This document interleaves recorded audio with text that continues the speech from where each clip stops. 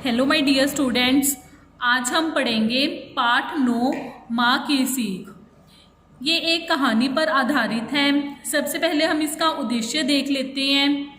सच्चाई और ईमानदारी दो ऐसे गुण हैं जो व्यक्ति को महत्व तथा सम्मान का पात्र बनाते हैं। इनका धनी व्यक्ति समाज में मान सम्मान एवं लोकप्रियता प्राप्त करता है। प्रस्तुत कहानी गगन नाम के लड़के के माध्यम से हमारे सामने इसी सच को उजागर करती है। तो देखो, सच्चाई और ईमानदारी दो ऐसे गुण हैं जिससे अगर व्यक्ति उसको अपने जीवन में अपनाता है, हमेशा सच बोलता है और ईमानदारी से जीता है, तो उसको हर कोई महत्व देता है, हर कोई इसको इम्पोर्टेंस देता है और उसका समाज में भी क्या है कि सम्मान, रिस्पेक्ट मिलता है उसको सोसाइटी में। और ये कहानी इसी पर आधारित है जिसमें एक गगन नाम का लड़का है। अब आगे हम इसकी कहानी पढ़ते हैं। सुबह से ही आसमान में बादल छाए हुए थे। बादल रह रह कर गरज रहे थे, फिर वे धीरे धीरे घने होते गए और जोर से बरसने लगे। बादलों से छमछम करके पानी बरस रहा था, परंतु गगन था कि नंगे पांव सरपट दौड़ा जा रहा था। उस पर एक ही धुन सवार थी कि जितनी जल्दी हो सके माँ के लिए दवा ले आए ताकि उनकी खांसी किसी तरह बंद हो जाए। लेकिन जब गगन दवा लेकर घर पहुंचा तब तक बहुत देर हो चुकी थी। वह अपनी माँ का जीवन बचा ना पाया। उसकी माँ स्वर्ग सिधार गई थी। वह दुनिया में अकेला रह गया था। तो देखिए क्या है कि सुबह का समय था और आसमान में बादल छाए हुए थे। बारिश का मौसम था, बादल बरस रहे थे, पानी बरस रहा था, बारिश हो रही थी। तो जो गगन था वो नंगे पांव ही सरपट तेजी से भागा जा रहा था अपनी माँ के लिए दवा लेके आने के लिए, क्योंकि उसकी माँ को बहुत ज़्यादा खांसी हो रही थी। लेकिन जब वो दवा लेके वापस आता है तो देखता है कि उसकी माँ स्वर्ग सिधार गई थी, तब तक वह मर चुकी थी और वह दुनिया में अकेला रह गया था। अब गगन को बस एक ही बात याद थी, वह थी अपनी माँ का दिया हुआ मंत्र, सच्चो सच्चो धर्म, यानी सदा सच बोलो। तो उसकी माँ ने उसको हमेशा सच बोलने की ही शिक्षा दी थी कि हमें सदा अपने जीवन में सच बोलना चाहिए। बारिश कई दिनों तक होती रही। गांव में बाढ़ की स्थिति उत्पन्न हो गई। खेत खलिहान सब पानी में समा गए। गगन का घर भी इस बाढ़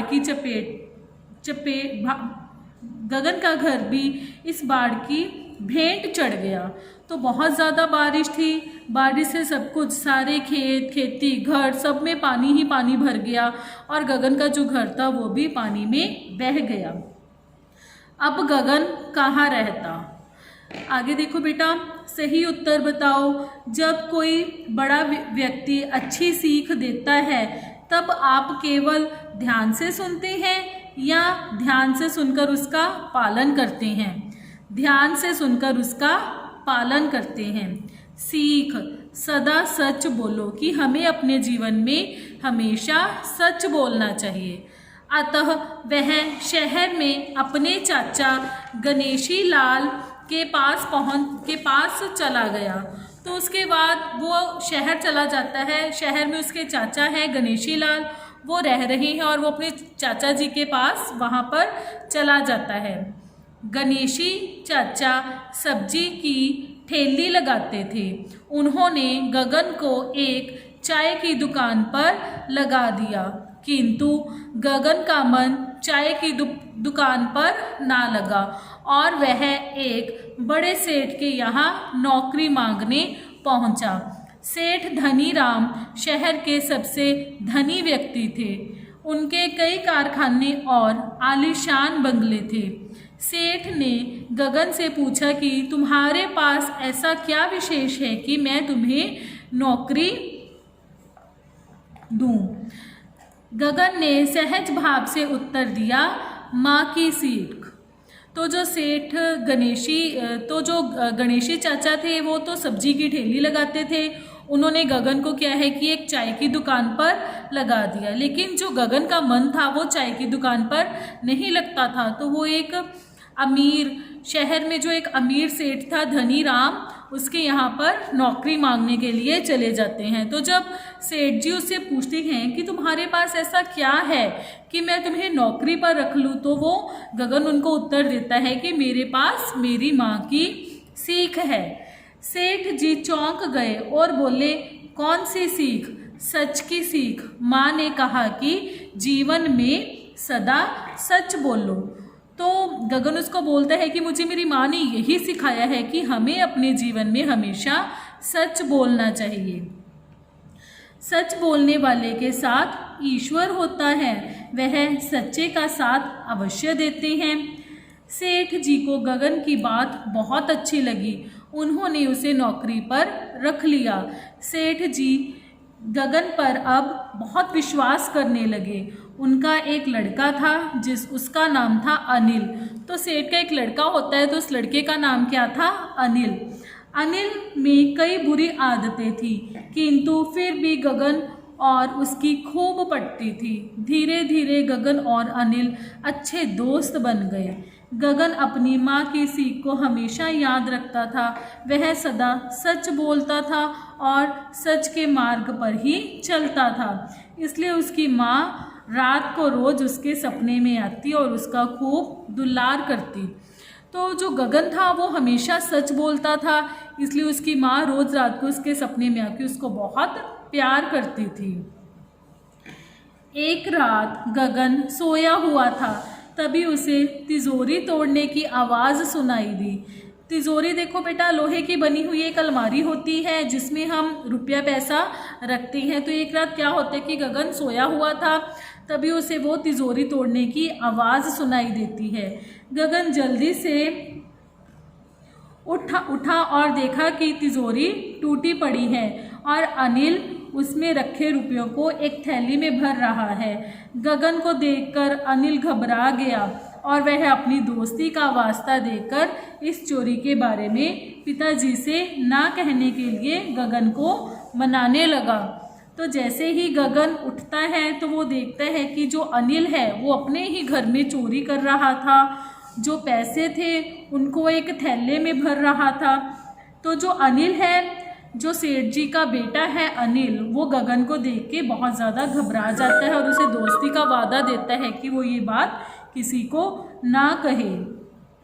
गगन ने कहा कि यह गलत कार्य है, वह झूठ कभी नहीं बोल सकता और ना ही अपनी माँ द्वारा सदा सच बोलने की सीख को भुला सकता है। किंतु अनिल उसके पैरों में गिर पड़ा तो गगन उसके अपराध को छिपाने के लिए तैयार हो गया। लेकिन जो गगन है वो उसको बहुत ज़्यादा क्या है कि बार बार बोलता है कि मैं कभी झूठ नहीं बोलूँगा, लेकिन अनिल उसको अपनी दोस्ती का वास्ता देता है। तो गगन मान जाता है कि वो उसके लिए झूठ बोल देगा। प्रातः जब सेठ को चोरी की सूचना मिली तो उसने गगन से पूछा कि क्या तुम इस चोरी के बारे में कुछ जानते हो? गगन ने झूठ बोल दिया, नहीं सेठ जी, मैं कुछ नहीं जानता। सेठ को गगन पर पूरा विश्वास था, किंतु अनिल पर ज़रा भी भरोसा नहीं था। इसलिए गगन के बात पर भरोसा करके सेठ जी ने चोरी के मामले को बुला दिया। सेठ जी को गगन की बात पर तो पूरा भरोसा था, लेकिन अपने बेटे अनिल पर नहीं था। लेकिन जब गगन ने कहा कि नहीं, वह इसके बारे में कुछ नहीं जानता, तो सेठ जी ने उसकी बात पर विश्वास करके इस चोरी के पूरे मामले को ऐसे ही छोड़ दिया। गगन ने अपने जीवन में पहली बार झूठ बोला था।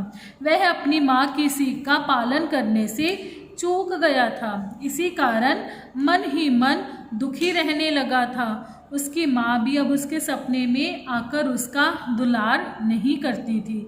इस वजह से अब उसका मन बेचैन रहने लग गया था। उसे सेठ जी से आंखें मिलाते हुए भी भय लगता था, परंतु सेठ जी के व्यवहार में कोई बदलाव नहीं आया था। क्योंकि उन्हें गगन पर पूरा भरोसा था। धीरे धीरे गगन इतना अधिक दुखी हो गया कि उसकी भूख व प्यास भी जाती रही। उसने सेठ जी के घर नौकरी पर जाना भी छोड़ दिया, क्योंकि अब गगन था जो वो क्या है कि अपने मन में बहुत ज़्यादा पछतावा कर रहा था कि उसने अनिल के लिए झूठ क्यों बोला। तो अब उसकी जो तबीयत थी वो भी ख़राब होने लगी और उसने सेठ जी के घर पर नौकरी पर जाना भी छोड़ दिया। सेठ जी ने अनिल को बुलाया और कहा, अनिल ज़रा गगन के घर जाओ, देखो तो आखिर क्या हुआ, वह इतने दिनों से काम पर क्यों नहीं आ रहा। अनिल सेठ जी की आज्ञा पाते ही गगन के घर जा पहुंचा। गगन बिस्तर में पड़ा था, उसे बुखार था। अनिल ने गगन से पूछा, गगन तुम्हें क्या हुआ। गगन कुछ नहीं बोला, उसकी आंखों से आंसू बह रहे थे। कुछ देर तक दोनों खामोश रहे, फिर एकाएक गगन बोला, अनिल तुम्हारी दोस्ती के कारण मैंने तो झूठ बोल दिया, परंतु वह झूठ मेरे लिए संकट बन गया। मैंने सदैव अपनी माँ की सीख पर चलने का प्रण किया था, मगर क्या गगन, सब साफ साफ कहो ना कि तुम्हारी यह हालत मेरे कारण हुई है। अपराध मैंने किया और सज़ा तुम पा रहे हो। तो गगन उसको बोलता है कि अनिल को कि मैंने तुम्हारे करके झूठ बोला, लेकिन अब मेरा मन क्या है कि बहुत बेचैन है उस दिन से, क्योंकि अब मेरी माँ भी मेरे सपने में नहीं आती, मुझे दुलार भी नहीं करती, प्यार भी नहीं करती। तुम्हारे जैसे अच्छे और सच्चे मित्र को पाकर मैं सुधर गया हूँ, अब मैं कभी बुरा काम नहीं करूँगा। तो अनिल गगन को कहता है कि क्योंकि मुझे तुम्हारे जैसा अच्छा दोस्त मिला है, इसलिए अब मैं आगे से कभी भी कोई भी बुरा काम नहीं करूँगा। अभी घर लौटकर पिताजी से सच सच कह दूँगा कि चोरी मैंने की थी, मैं अपराधी हूँ, किंतु मैं कसम खाकर कहता हूँ कि भविष्य में गगन के जैसा बनकर रहूँगा। देखना पिताजी जरूर माफ़ कर देंगे, अनिल ने रोते हुए कहा। तो अनिल अपने दोस्त गगन से कहता है कि वो अब अपने अपराध को कबूल कर लेगा कि उसने यह चोरी की थी। तो और वो अपने घर जाकर अपने पिताजी को भी बोलेगा कि वो अब आगे से ऐसा काम कभी नहीं करेगा, कोई भी गलत काम नहीं करेगा और वह अच्छा आदमी बन जाएगा। अपनी गलती तो तुमने मान ली, अब गगन जैसा बनकर भी दिखा दो बेटा, पीछे से आवाज़ आई। तो जब अनिल और गगन दोनों आपस में बात कर रहे थे तो दरवाजे पर से पीछे से आवाज़ आती है कि बेटा तुमने अपनी गलती तो मान ली, लेकिन अब गगन जैसे अच्छे बनकर भी दिखाओ। पिताजी आप, अनिल के मुख से निकला। तो वो कौन था? वो अनिल के पिताजी थे, सेठ धनीराम, जो दरवाजे पर खड़े होकर सारी बात को सुन रहे थे।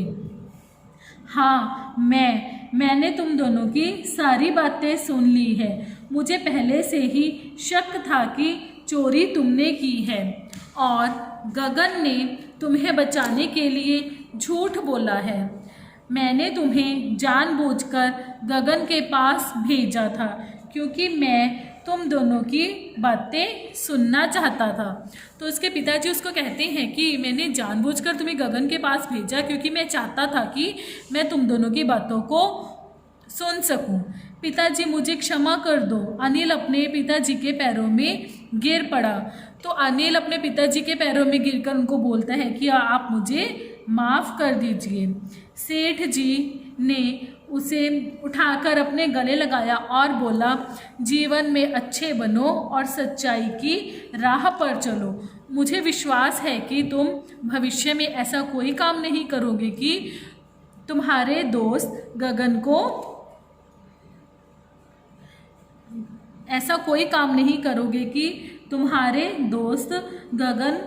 को अपनी आत्मा दुखाकर उसे छुपाना पड़े। तो सेठ जी अनिल को समझाते हैं कि तू आगे से कुछ भी ऐसा गलत काम नहीं करेगा कि जिससे तेरे दोस्त की आत्मा को दुख पहुँचे, उसे दुख मिले। उसके उपरांत सेठ जी गगन की ओर मुड़े और बोले, बेटा, अभी तो तुमने अपनी माँ की दी सीख को भुला दिया, मगर भविष्य में चाहे कुछ भी हो जाए उसकी सीख को कभी मत भुलाना, अपने दोस्त अनिल के लिए भी नहीं, समझे। तो सेठ जी गगन को समझाते हैं कि आगे से वो कभी भी किसी के लिए भी, चाहे उसका दोस्त अनिल ही क्यों ना है, वो अपनी माँ की दी गई सीख को कभी ना भुलाए। कभी नहीं भूलूंगा सेठ जी, मैं वादा करता हूँ, बस अब की बार क्षमा कर दो। गगन बोला, ठीक है, माफ़ किया, अब तुम दोनों मेरे साथ चलो, आज खाना साथ साथ खाएंगे, तुम डॉक्टर से दवा भी लेते चलना, और एक ख़ास बात यह भी याद रखना कि आज से मुझे सेठ जी नहीं बल्कि चाचा जी कहोगे। तो सेठ जी गगन को समझाते हैं कि अब तो मेरे साथ चल और हम अभी का खाना भी साथ साथ खाएंगे, और आज के बाद आप मुझे सेठ नहीं बल्कि चाचा जी कहोगे। सेठ जी ने खुश होकर कहा। उस दिन के बाद अनिल और गगन पूरी ईमानदारी से काम करने लगे। सेठ जी उन दोनों के काम से बहुत प्रसन्न थे। तो देखिए, हमें इस कहानी से यही शिक्षा मिलती है कि हमें हमेशा सच बोलना चाहिए, सच का साथ देना चाहिए, क्योंकि अंत में जीत तो उसी की होती है जो सच बोलता है। धन्यवाद।